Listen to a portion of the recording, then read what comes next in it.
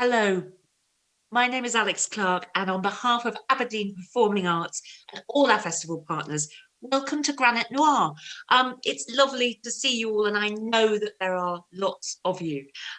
We are going to be joined tonight by, well, what hasn't she been called? The rock star of Nordic noir, the Swedish Agatha Christie, the queen of Swedish crime, none other than Camilla Läckberg, who has sold 25 million copies, at least, it's probably and counting, of her 12 novels. They've been published in 40 languages, in 60 countries. And we're here this evening to talk about her new book, The Gilded Cage. I shan't go on for a long time. I shall simply say to you that you are very welcome. In fact, you are positively encouraged to ask questions. Camilla has told me she will answer anything, and I think we should hold her to that. We have some wonderful people behind the scenes. This event is being British Sign Language interpreted, and our wonderful interpreter Leslie is there. The link is there if you would like to avail of our services. You will not see the fabulous Barbara and Barry, who are fielding questions for us. I am delighted to have them there, but that is enough. Let us bring in Camilla. Camilla, hello, how are you? Oh, I was muted. Now I'm Camilla, isn't that the way when just before this we were having a tremendous laugh about lawyers who have cats' faces and all the things that go wrong, and you were saying, goodness, I think it's going to be okay, and my 4-year-old isn't going to come in, and it's just, these things are so nerve-wracking, aren't they? Always something. And I've been looking for the cat filter. It's lovely, but I couldn't find it. So are you getting used to doing events like this? Because you have such a following. You must talk to your fans and readers all the time. Are you getting used to it? yes, I have actually done quite a few of these, and I would say that I'm used to it anyway, because I've always talked a lot to my readers through blog or Instagram, which is what I use now the most. I even started the quarantine in this spring with doing a quarantine reading. I read from my first book for half an hour every day to my readers. So that was quite a nice way to connect with them. So I enjoyed that very much. Your novels, as is very well known about you, and we're going to talk about this a little bit later, are set, many of them, in Fjällbacka, the small Swedish harbour town, which is incredibly atmospheric. I know because I've been there myself. It's incredibly beautiful. And the stories are often drawn from the history of Fjällbacka and the people who have lived there over the years. But this one, The Gilded Cage, is different, isn't it? There is a kind of echo to Fjällbacka, but it's a Stockholm story. Just tell us a little bit about it. Well, I would say this story is, I have two parts of my life. My first part of my life, I grew up in Fjällbacka, but then I moved to Stockholm. So for me, it's like two parallel universes. I will always have my heart in Fjällbacka, but my heart is also now in Stockholm. So this book is actually set in Stockholm. It's not as, how should I say, it's not as much cozy crime as Fjällbacka Murders. It's more a little wink to the 80s genre, which we all loved, didn't we? With Jackie Collins and Sidney Sheldon, all of those fantastic, glamorous books. So it's a little bit of a wink to those. It really is. I'm so glad you said that, because I was feeling that kind of vibe of those books that, and we all hate this phrase, but they were sort of, in a sense, kind of guilty pleasures, those really sort of big fat hardback books with lots of kind of sex and shopping in them. And there is a hint of that in this book. But you've hardly left behind Murder and Mayhem, have you? No, I've always loved everything dark ever since I was little. When other little girls, when they were 5, were reading about horses, I was reading about serial killers. So it's something that's always followed me. So of course, it's also a story about murder and death, and there's also a little bit of Fjällbacka in it as well. Yes, there is. I could not go away.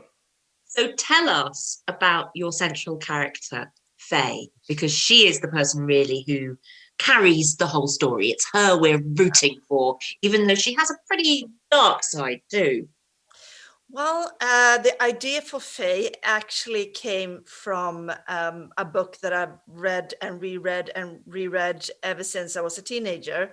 I still read it like once per year, and it's Faye Weldon's The Lives and Lusts of a She-Devil. And I just love that powerful message of a woman that is rising from the ashes and really coming into her own power and strength. And that's, I mean, I named my main character Faye as an homage to Faye Weldon and that particular book, because that's what happens to my main character. She really, really like the phoenix bird rise from the ashes.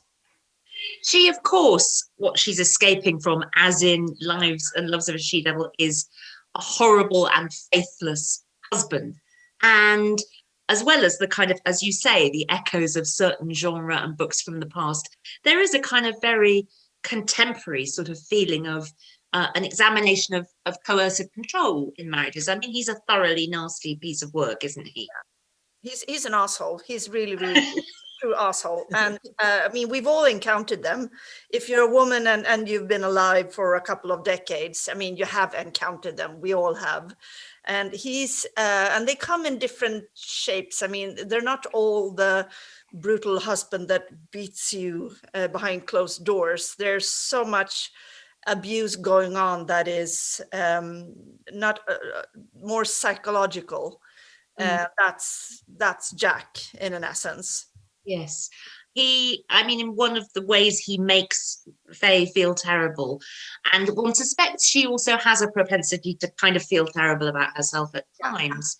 I mean, he makes her feel absolutely terrible about the way she looks, doesn't he?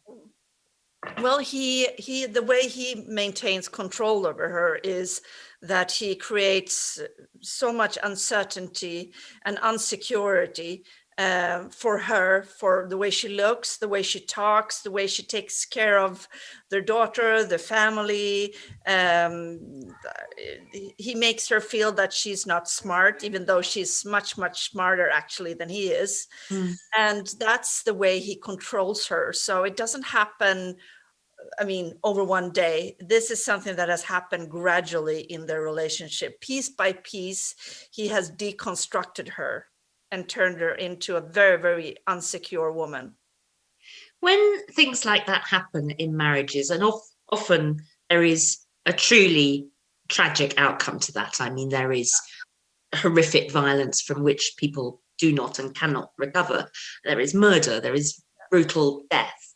But when those things are not present, and in the case of your book, where I think this is to an extent what you wanted to explore, how possible is it for people to put their lives back together, to live that kind of, as it were, sort of almost folkloric thing, the phoenix from the flames, the idea of how you actually struggle free of this and put your life back together? I think it is becoming easier as the generations pass. I mean, we have come from a tradition of women being very, very, very dependent on men, being housewives, living in a single income household where they've been totally dependent on their husband's salary. That is changing, and that's why the power is starting to shift. I don't think it's going fast enough, but we now have the opportunities to take control back over our lives. And I usually, I talk a lot with women about this, that we really, really need to take responsibility for our own lives. You cannot depend on a man. It doesn't matter how good he seems, how much in love you are, how everything is fine now. You don't know what has happened 20 years down the road. And you need to make sure that you have taken care of yourself and that you can stand on your own two legs. If he lives with a secretary, you need to have an education, a job, or money in the bank, something that is security. And that's our responsibility. One of the things that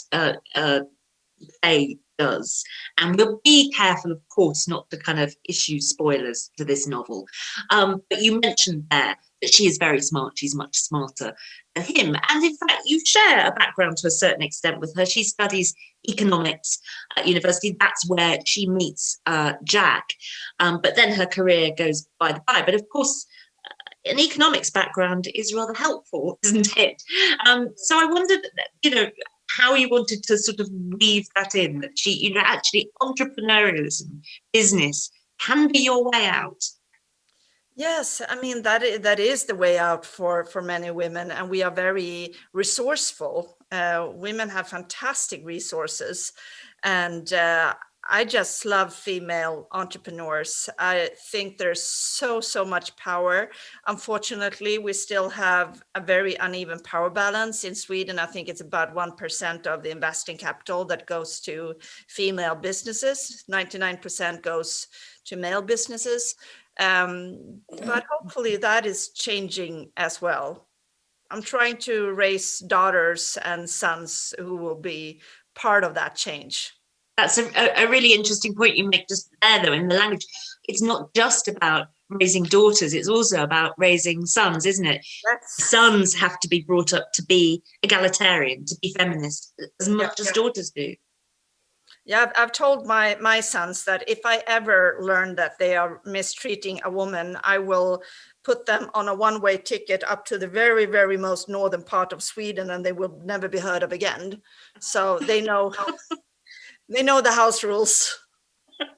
Now, I should just say this is something you put into practice. You explore it in books, but you've also worked on entrepreneurial schemes, haven't you? I mean, you've got a sort of partnership in Invest in Her, which is really sort of, as it were, kind of putting your money and rather your time where your mouth is. Just tell us a little bit about that. It's an investment company that I started together with my business partners, also female. And because we read these articles and we talked so much about the fact that, as I said, 1% of the investment capital goes to women. It's absolutely ridiculous, absolutely ridiculous. But we also said that it's easy to just talk about it. You don't create change by just talking. You have to act also on it. So that's why we started an investment company that is for women. Do you think, I mean, you wanted to write, you were very interested in writing for a long time. I mean, as you said, you were reading about serial killers when you were 5. I think you were much taken with the crime novels on your father's bookshelf when you were a kid. But you did go to study economics, and you did work as an economist for some time. I mean, how are these two things? How do you sort of manage these parts of your brain? I'm actually very, very happy that I went that route, because it's been very, very beneficial for me as a writer to have that background. I worked in marketing, so that's, I mean, from my very first book, I very actively realized that I want to build myself as a brand. 15, 20 years ago when I started, that was almost a dirty word. You're not supposed to talk about literature and brands and advertising and sales and things like that in the same sentence. But as I try to explain it, is that I've always said that when I write my books, I don't think about those things. But once I've written it, of course, I want as many people as possible to read my books. And then those other things come into play. So I've always had a business mind as a part of being an author. And that has been very, very beneficial for me.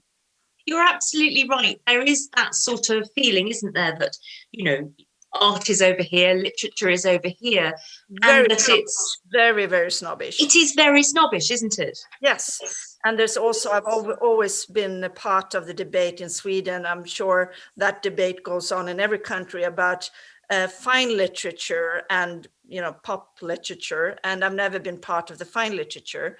And I'm like, why should I be happier why should I be more proud to write something that is only read by 500 people?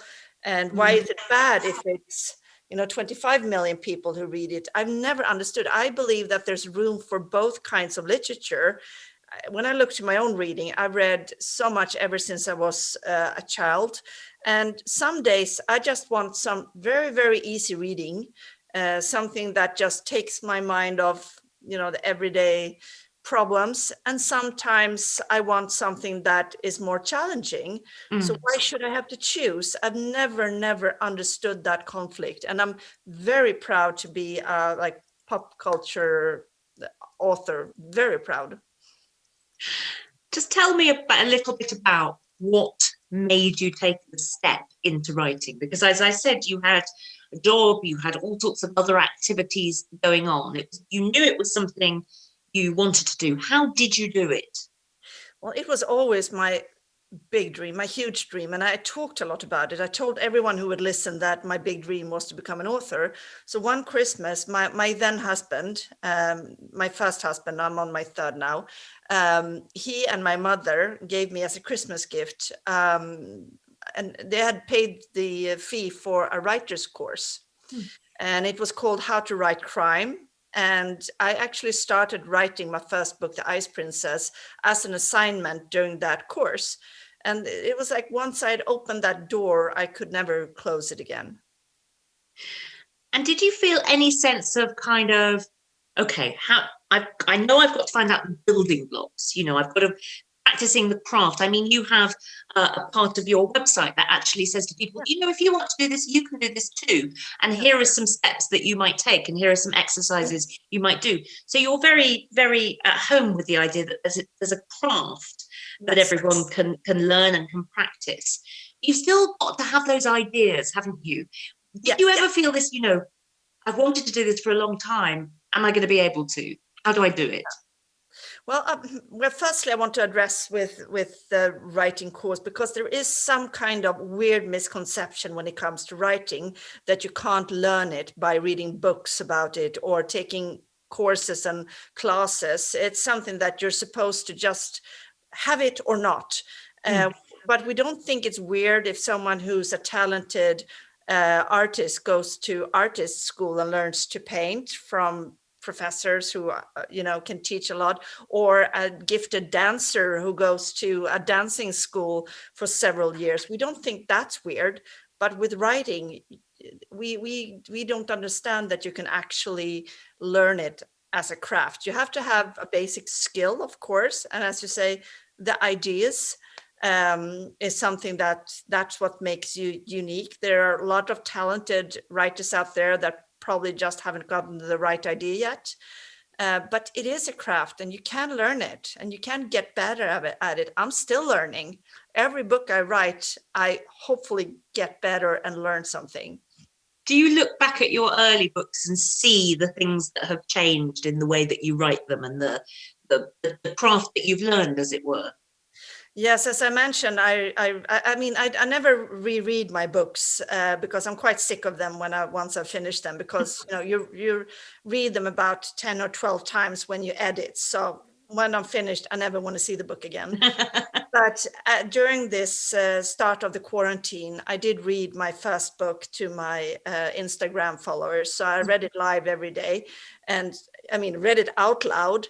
And I did think a lot about, this would have done this different today, and I would have done this different today. But I could also see that there were a lot of things that I was very proud of, and that had like a very naive and simple, fantastic quality to it.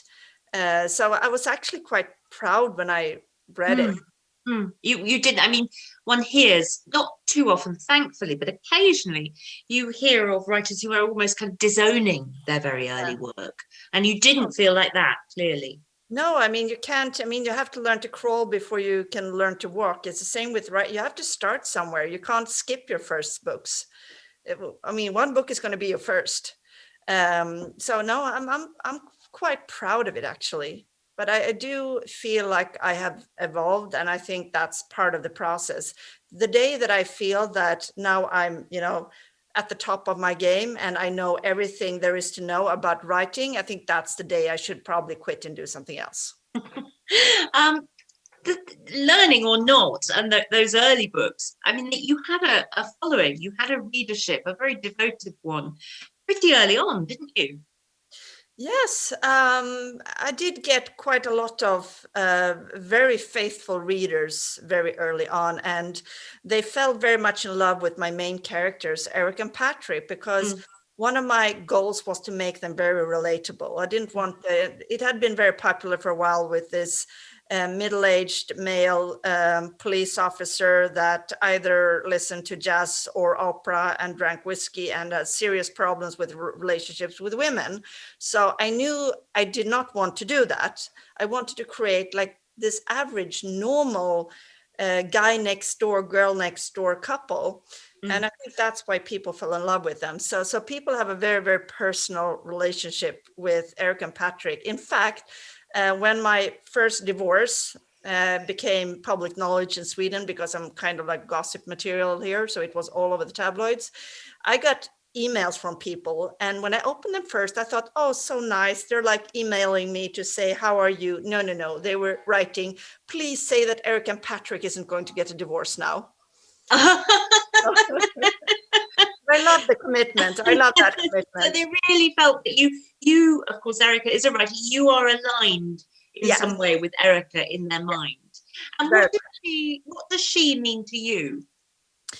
I mean, I love Erica. To me, Erica and Patrick are actual people as well. They're like my best friend. And I know it's a little bit pathetic to be 46 and to have two pretend people as best friends, but I've spent more time with them than with real people. So I guess that's a bit natural. But I actually love Erica now in contrast to Faye, because I can see my own development as a woman. Because when I wrote my first book about Eric and Patrick, I was 27. I was pregnant with my first child. And there was so much I didn't know about the world. And now, I mean, almost 20 years have passed. I have, 4 children, 3 marriages. So much has happened during these years. So I can see my own development. I would say if you combine Faye and Erica, you would probably get a pretty good idea of me as a person today. Okay. Now, Fjällbacka, of course, is Erica's territory. Fjällbacka is also the other character in your novels. Yes. And Faye is, as we were saying, is from there originally. Now, Fjällbacka is obviously a big part of why and how you write and why and how people read your books. I've been there myself, and it just is a magical place. I was only there for a few days, and I was actually there on a kind of, this is where Camilla Läckberg comes from tour. Now, I don't think I'm the only one who's been on that tour, am I? No, I think they have like 20 guides or something in 5 languages or something like that. And they do these guided tours. And I actually took the tour myself a year ago with 3 of my girlfriends. And I did it incognito because we were on the tour with, there were 2 lovely Australian ladies who had come to Fjällbacka because of the books, but they didn't know what I looked like. So they didn't recognize me. So I didn't say anything, but I asked so many stupid questions about Camilla Läckberg. And then I had agreed with the guide that we would do the reveal by ending the tour at my mom's place. So my mom was in on it too. And they didn't realize who I was until these 2 ladies stepped into my mother's apartment and saw pictures of me everywhere on the walls. But that was fun. That was so much fun. Can't imagine what their reaction was at that moment. I mean, they just started screaming. So I had a Justin Bieber moment there. I felt a little bit like Justin Bieber for a minute. I don't know what it must be like to actually have sort of tours that are going on all the time. As you say, people come from far and wide. I did. And there are wonderful things around that area. Fantastic, lobster fishing and the weather islands where you can go and have a kind of fantastic scrabble about on the rocks, and then a sauna on plein air. It's a beautiful, beautiful place.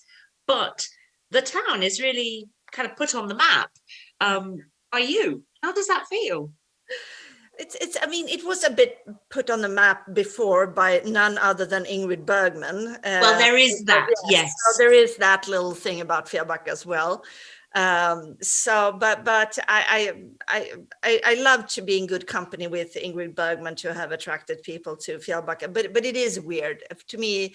It is weird, and I don't go there during summers, because at summers it's packed with people. Because I usually go, I mean, other times of the year, because it gets a little bit too intense. But my mother still lives there, and she gets interviewed a lot by magazines from all over the world, because when they ask for me, and someone in Fjällbacka says, well, she's not here, but we can call her mom if you want to. And my mom is very social and very bored at home and very talkative, so she gets in the car and she meets up with the journalist and photographer, and so she's a bit of a celebrity there now. She loves the attention. I can imagine she does. And of course, she is probably, like very, very many mothers, cannot resist an opportunity to sort of wax lyrical about her daughter's talents. Yes, of course. Yeah. She's she's not very humble when it comes to that. So I usually get very embarrassed when I'm around when she goes off. Camilla, I mean, Fjällbacka, as we, is the setting.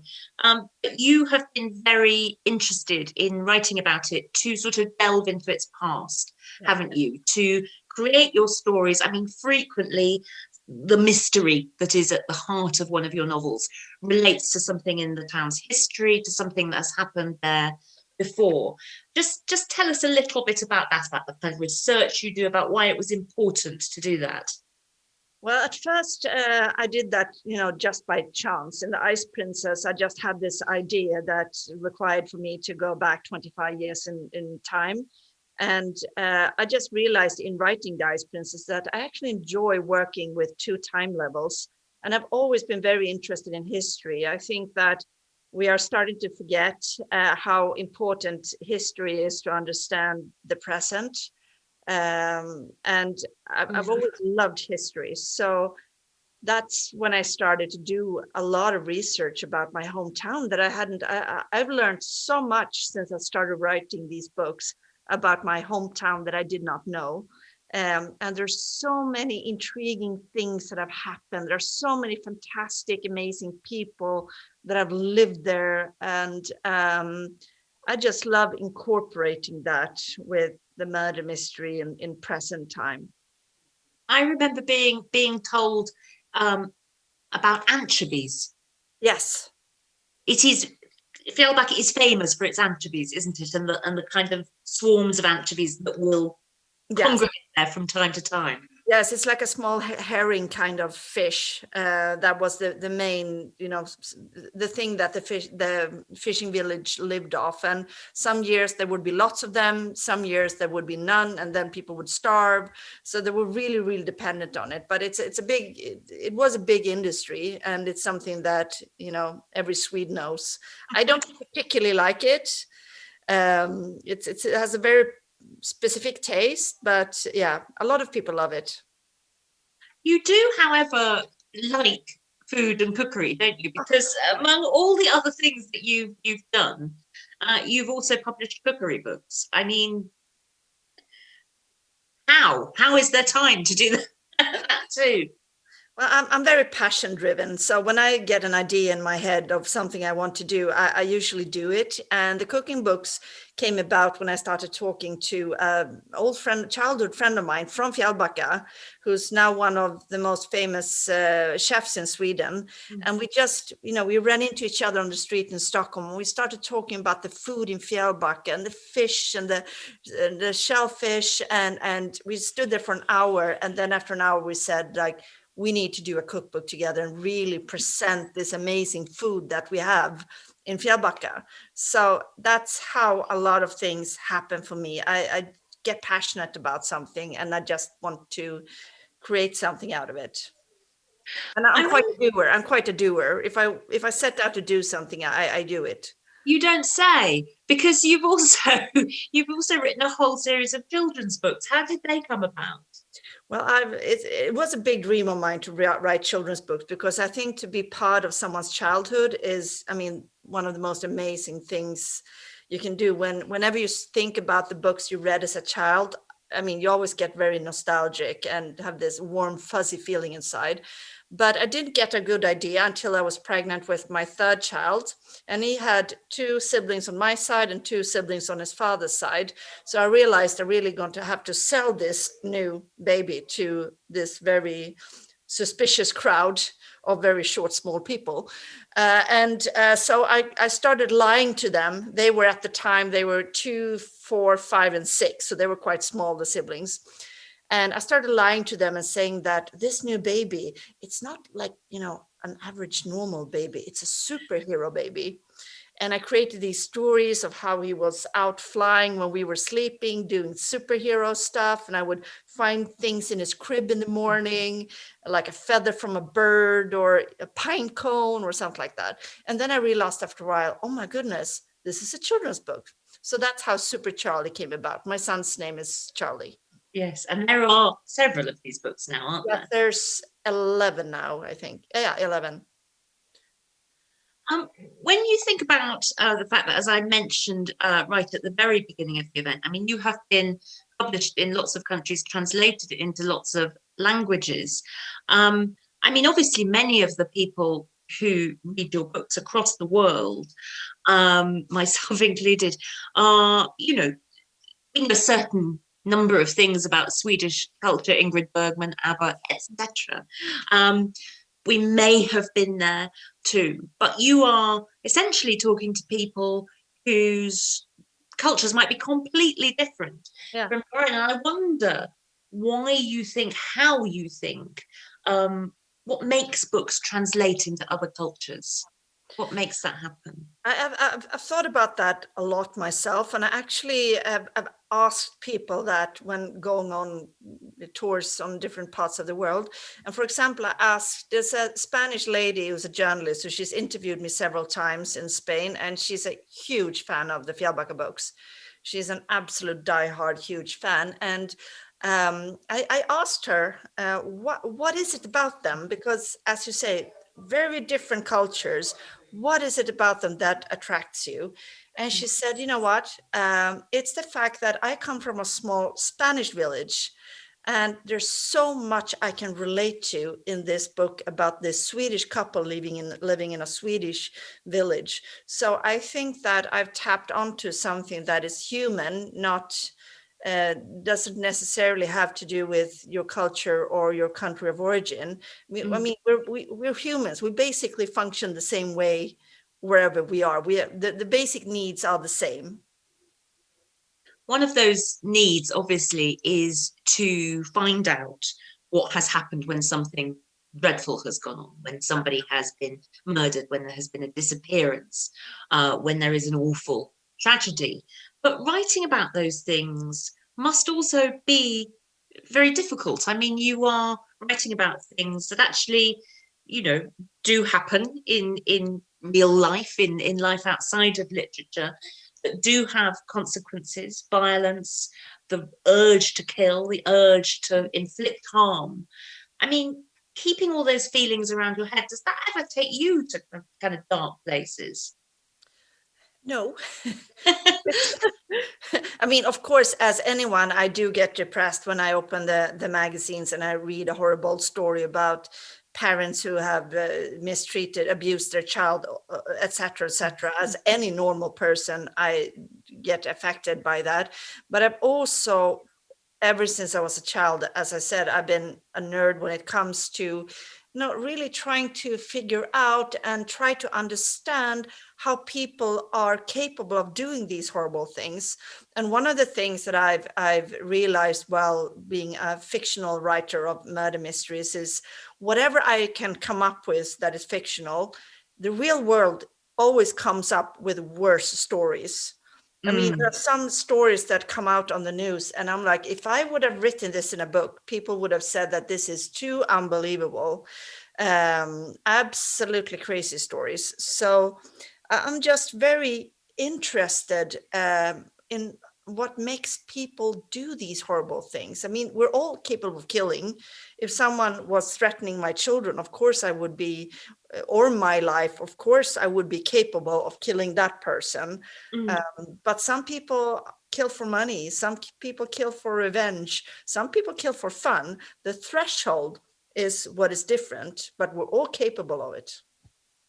One of the things that, again, we will be careful not to spoil this for people who haven't read the book, but one of the things that lays on top of the Gilded Cage is that here is this story of a woman getting out from under the life with this dreadful, dreadful man.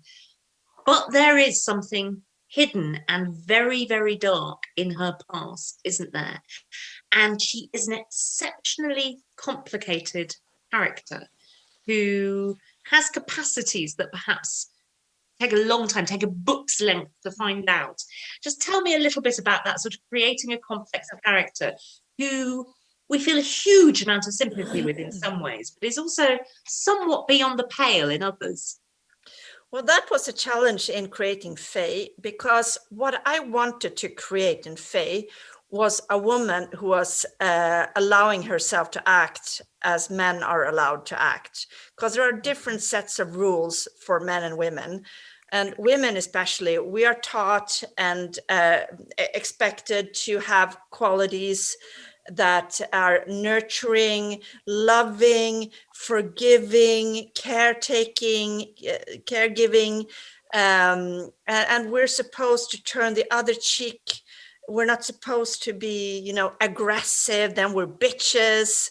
And I mean, you can see when you talk about a male CEO and a female CEO, you talk about male CEOs who fire people in words like strong, decisive. And when a woman does the same thing, she's aggressive, she's a bitch, she's vindictive, etc., etc., etc. So there are different rules. And in this book, I've allowed Faye to act as a man is allowed to act. And I had a reader who wrote to me where she said that when I'd read the book, I really didn't like her. I really, really didn't like her. But then I made the thought experience, what if Faye had been a male character? And then she wrote, then I realized that I read books like that every day. I see movies like that every day. When Liam Neeson in Taken takes out 100 bad guys in a very violent way, we go like, yay, go Liam.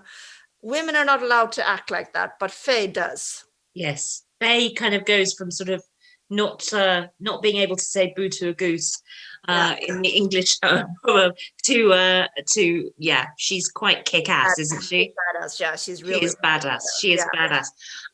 Camilla, literally since we came live, questions have been kind of flooding in, so I'm actually going to start taking some questions, because there are just, I mean, you know, we'll get through as many as we can. I promise. I have a couple of more things to ask you, but I will before our time is up. For a start, somebody's Hattie. Hello, Hattie. Thank you so much. Asks a very pertinent question. How much of this storyline is based on fact? Was there a feeding in from real life stories? It's always difficult to say, because there's this mix. When you write a book, you pour from a well of everything you've seen, heard, experienced in your life. It could be something that I've experienced myself. It could be a dialogue I've had, a conversation I've had. It could be something that has happened to me. It could also be a friend's story. It could be, you know, a TV show that has raised a question in my head about something that I put in a book later. It could be someone I see on the subway. And all of this blends together. So it's hard even for me to sometimes say this and this and this is mine and this is from this. I kind of blend, but I've always taken a lot from my own life, because I think I write the best when I write something that I can really, really relate to. So I do share a lot of my own life in my books. Yes. And I've had my fair share of assholes too, so part of them is Jack. We have another question here. I'm not quite sure who this is from, but it's a good question. Which authors have inspired you? I mean, authors have been gods for me ever since I was a small child. I didn't have pop stars or movie stars on my walls. I mean, to me, it was authors that were my absolute idols. And one of my earliest was Agatha Christie. And I was very happy when I became older and started, reading about her as an author, because she was really badass. And I was very happy when I found that out. Stephen King is, I read a lot of horror, crime stories and horror. So also I read a lot, like the Rue Morgue murders, Edgar Allan Poe, John Dixon Carr. And I would also say that the Anglo-Saxon way of writing has been the one that have influenced me most. Reginald Hill, for example, is a big favorite. I really like the way of telling a story that you do in the Anglo-Saxon tradition. It interested me as you were talking then about some of your favorites. Do you think you gravitated more towards books written in the English language than you did towards Swedish novels? I've read a lot of the Swedish ones as well, so I would say it's a mix, actually. I started when I was a child. I read like the earliest books that were written in the 50s, crime stories that were written in the 50s in Sweden that are very well known here, and they kind of formed the base. I also read the Sjöwallvalla books. Their names are impossible to pronounce, I know, but it's the Martin Beck mysteries that have been very successful. Yes. Internationally, and they of course influenced me a lot, as well as I think all crime writers that kind of started with them in the big scene of Nordic noir. I think started with Sjöwallvalla. Really? And you think that's a sort of foundational writer, and then this great kind of vast array of writers has sort of grown up from that beginning? I do think so. They were among the first to put the crime stories in a context of society.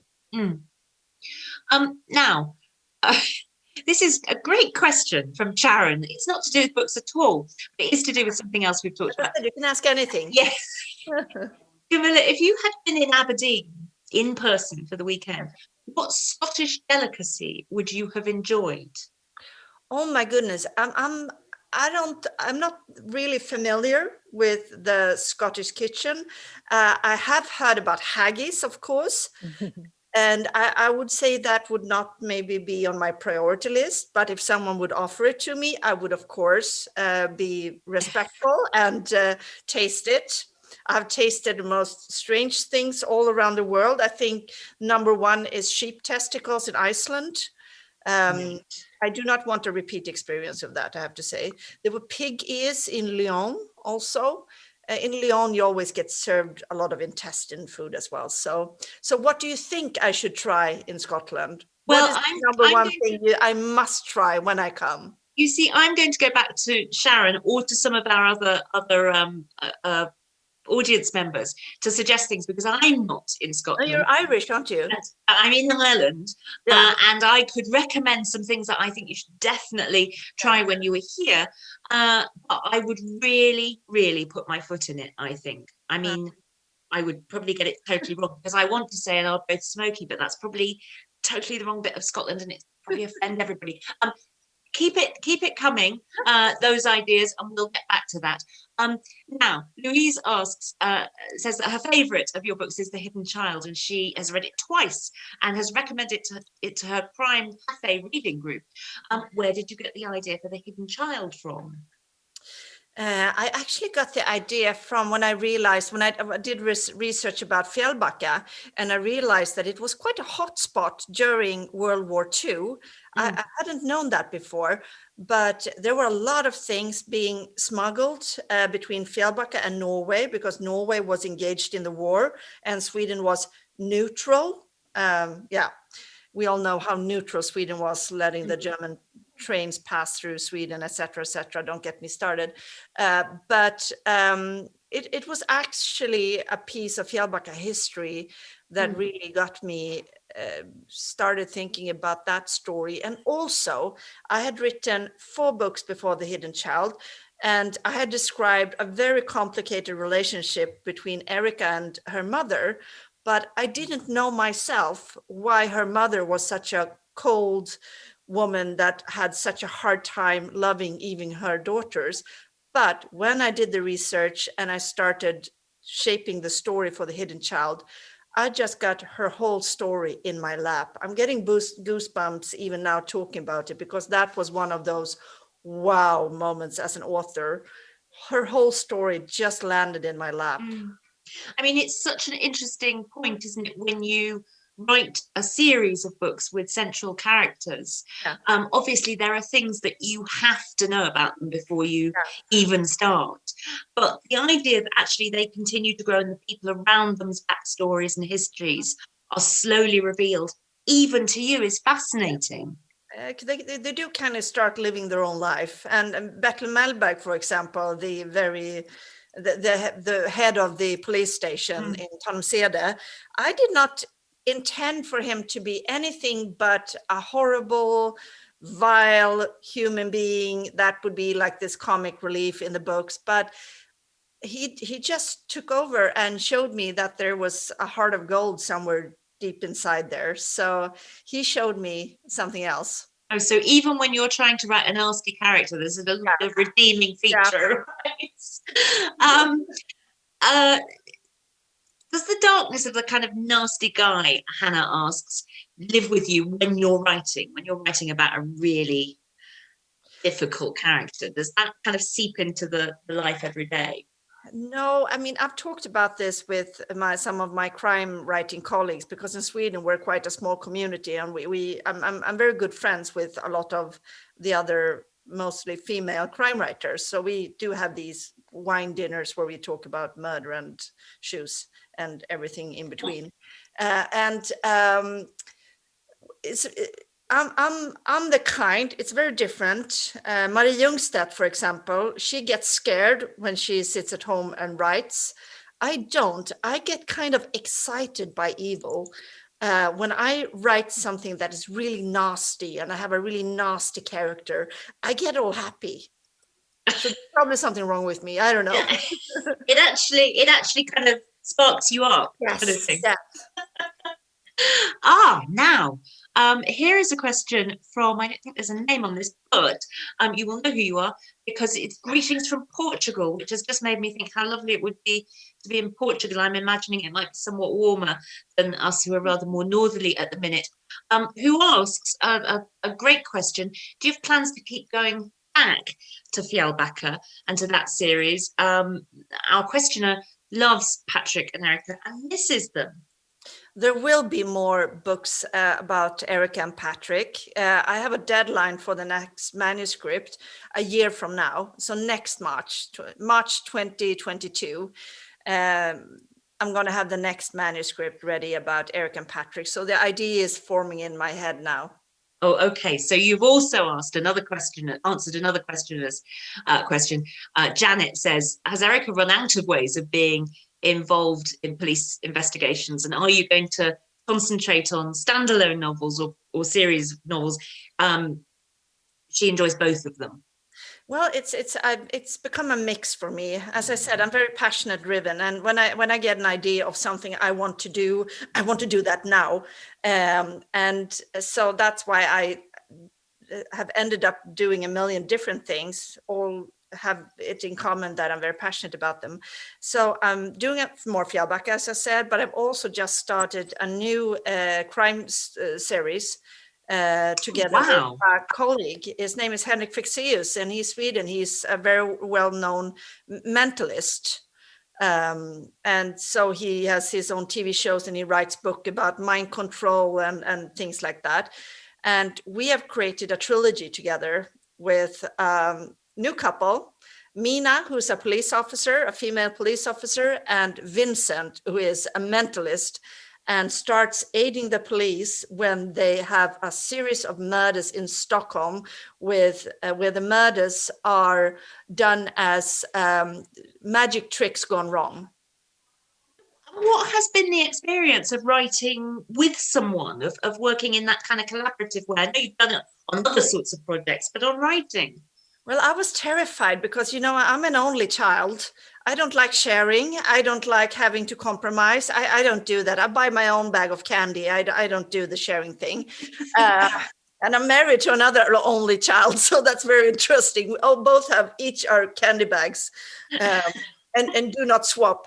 But I've known Henrik as a very, very good friend for 13 years. So we had a very solid friendship foundation. But we also said that, okay, we'll try. If this doesn't work, we'll slowly back away and say that, okay, we're not going to do this because we're not going to ruin our friendship over this. But it's worked fantastically. We haven't argued once. Wow. Okay. So we've more had these very humble conversations like, you're a genius. No, you're a genius. No, you're a genius. My husband is listening sometimes because we've been sitting in my house and he's like, oh my God, you two. Hear yourselves. I think I'm an only child also, and I think you hit your nail on the head there when you said, you'd very carefully back away. I think only children are actually brilliant at being adaptable and getting on with people. You've got to have an exit strategy, haven't you? Yeah, it's the kind of plan B, always a plan B. You have to have a plan B. I think that's what distinguishes us and our sort of general brilliance in other ways. Serena asks, Scandi Noir is popular in Scotland. Is tartan noir a thing in Sweden? It's not. I think Sweden is a bit, we've had so many Swedish crime writers that we haven't really imported many from abroad. We have more though from the English speaking countries, but I know there are fantastic crime stories coming out of France and Spain, Italy, for example. We haven't really adapted those, but I think, isn't Denise Mina, she's Scottish, I think. Yes, absolutely. Yeah, I love her books. I am just going to quickly update us with the food suggestions, things that you might. I think we should really do that. Barbara, who's our wonderful moderator, probably going to try to sell me on haggis anyway. Well, she says yes to the I just know it. And okay, seafood, haggis. Seafood from Aberdeen. Cullen skink.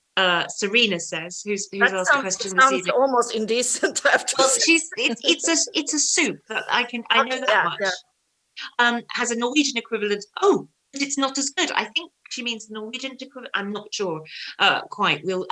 Sharon says you need a Scottish breakfast with square sausage or lawn sausage and potato scones. Mince and tatties, says John, and Aberdeen Angus sirloin steak as some of the suggestions there. So you could probably find something that you'd enjoy. And I'm guessing there's a lot of gravy, things with gravy. There may be some gravy involved. Yeah. We just always a place for gravy. There's another question. I think it's from Mel. I've got there so caught up in the suggestions of things to eat, which is just always a problem. I can cook food for hours, so no problem on my part. I think Mel has a question about. And I want to ask this too, of course, about Swedish dancing on ice and how you found that. No, actually, I didn't do dancing on ice. They asked me about that, but I actually said no to that one. But I did do Dancing with the Stars. Yes. Do you find it? The question is, do you find writing easier than that? Yes, I think anything is easier than that. And it's not only the dancing, it's going out live, as it is in Sweden, every Friday, as it was, in front of 2 million people watching, because it's a very popular show in Sweden. Yes. And you have to dance and perform in front of people in a very, very small dress. Yes. As a writer, you're not used to performing. You're not used to, so that was the big challenge for me, but I loved it. And I even kept competing in dancing afterwards, actually. I've done 2 pro-am competitions in the US, because in Latin dancing, wow. I got so hooked. So you got completely hooked on it. I got completely hooked. So I did the whole ballroom thing with the big hair and the tons of makeup and the spray tan that makes you look orange and the sequins and the feathers. I did all of it. I mean, this is the issue that, of course, things like that are very difficult. They're very exposing, as you say. I mean, almost Yeah. literally when you have to wear a tiny skirt. But the point is, when you are writing books, you are a lot of the time sitting in a room on your own in front of a screen to do something so different. Even though I know you're a person who likes lots of different things, And I now mean, that's an entirely different thing, isn't it? yeah, now it's becoming a family affair as well, because I did Dancing with the Star 2012. My husband did it 2015. And this year in Sweden, my ex-husband, Charlie's dad, is doing it. So we're having a little bit of family competition here. Oh, so it's like the Von Trapps. Soon you'll have an entire family thing. Dysfunctional Von Trapp family. This is actually another question from Mel, who's in Bolton, and it's such a good question. He's thought that Faye's support network of female friends was a strong theme in the Gilded Cage. It is indeed. How important do you think this is for women to have? I would say that I often say with a bit of sadness that we are our own worst enemies, because women are taught to compete with each other instead of, grouping together and working together, because men do that so much better. They help each other to job positions. They go golfing together and make plans, and they help each other. Women compete with each other. If there's a boardroom with 10 seats in a big company and there's one woman and 9 men in that board, the other women, they compete about the one seat taken by a woman. They don't compete with all 10. And so I think it's really, really sad. If we could work together more, I mean, we would take over the world. That's not to say that won't happen. I suppose when people really compete for very scarce resources. It's a work in progress. It's a work in progress. Yeah. Now this is quite an emotional question, but I'm going to ask it. This is from Jacqueline. I think it might be our last audience question. I'm going to ask you something else. Jacqueline asks, can you write when you're feeling heartbroken or you're struggling in your personal life, or are you able to write regardless of how you're feeling? That's an interesting question, isn't it? Yeah, well, I've written, I don't know, 30 books, I think it is, 33 books, including the cookbooks and children's books. I've written 33 books over, 18 years, 4 kids, 3 marriages, a couple of douchebags. It's been, I've had a very, life has been challenging sometimes during these years. Life has also been fantastic, but a lot has happened. And I've always written. Sometimes I have been writing with tears falling onto my keyboard, but if I have a deadline, you have to produce whether you're heartbroken or not. I've written with being hugely pregnant, putting the computer on my belly, writing. I've done signings with, I've breastfed one of the kids, so I've had like a blanket over and I've signed the books over them. I believe in, I have a very serious work ethic, and I believe that the new generation, I'll try to be a bit diplomatic, and my own children are the new generation, they feel a lot. They're like, I don't feel good today. I don't think I should go to work. And it's like, you go to work, I mean, no matter how you feel. I think that's a work ethic. Well, it's certainly produced quite a lot of work, and quite a lot of work that has really made people so happy and so engaged and so excited. I just wanted to ask you as a final question. You talked a bit about some of your upcoming projects, but we have been living through this, just the strangest and in many ways the saddest times, disconnected from one another, people going through enormous trauma.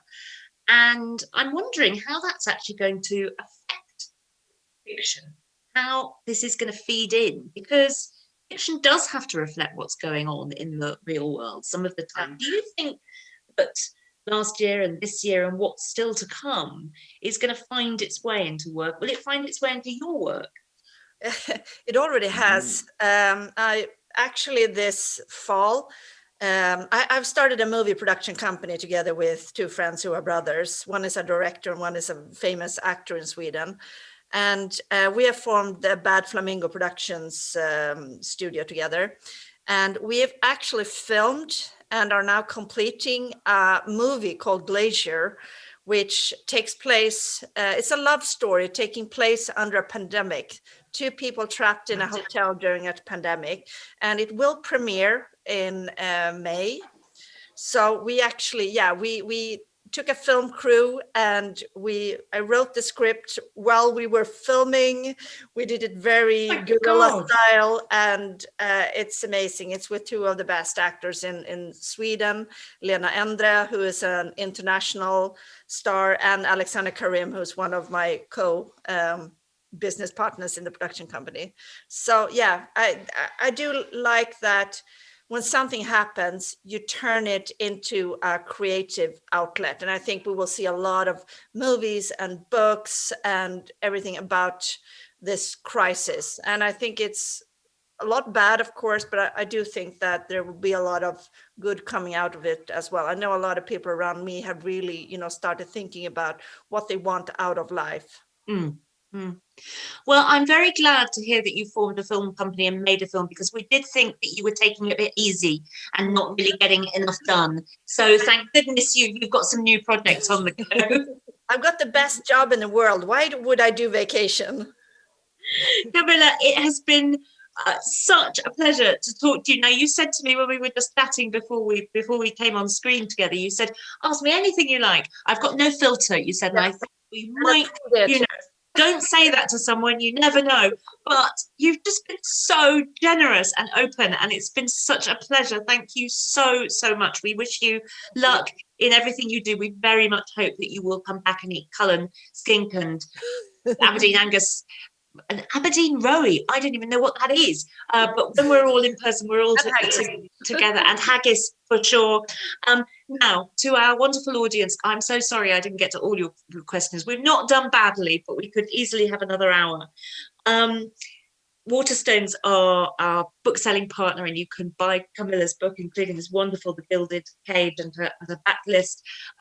Do stick around for 8 o'clock for Joan Nesbo. And thank you for being a part of Granite Noir this year. We've had such a blast doing this. It's not over yet. We have a whole day of events tomorrow. If you do feel that you might like to donate, follow the link on the website. But thank you so, so much. And thank you very much, the absolutely irrepressible Camilla Läckberg. Thank you. Bye. Bye-bye.